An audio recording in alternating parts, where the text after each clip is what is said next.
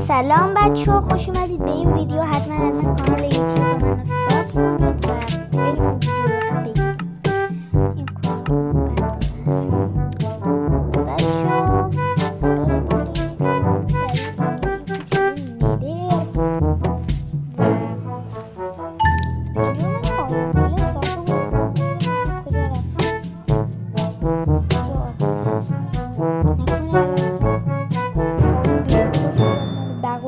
باگولی خب بچه‌ها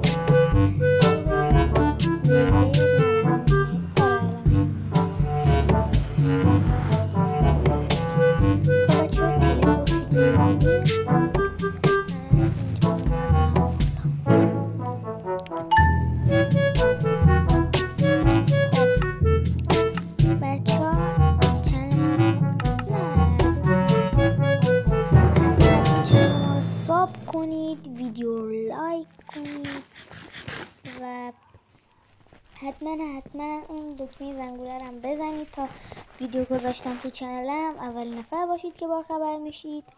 بچه‌ها این یه چنلیه که ما فقط میخوایم از ماینکرافت براتون ویدیو بذاریم. البته یه چند تا بازی دیگه هم میذاریم ولی فعلا فقط ماینکرافت.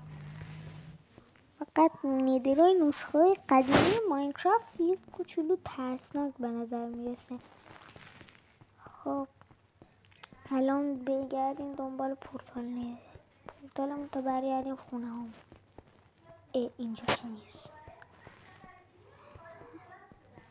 فکر کنم اینجاست. نه اینجا هم نیست. اگه اینجا نیست به کجاست؟ بذار ببینم این اطراف رو بگردم. عمرن اینجا باشه. هرچی دارم دنبالش میگردم نیست اصلا این. خب اینجا ها دیگه باید باشه حتما.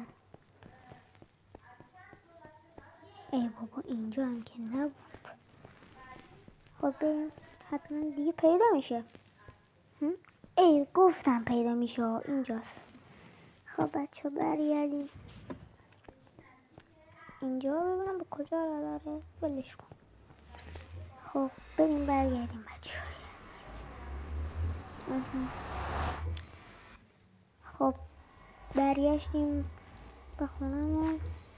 خب برم اینجا در باز کنیم ببندیم.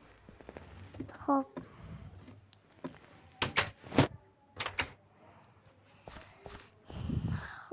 بچه ها امیدوارم از این ویدیو خوشتون اومده باشه. لایک کامنت دنبال فراموش نشه تا ویدیو بعدی. فعلا خدافظ.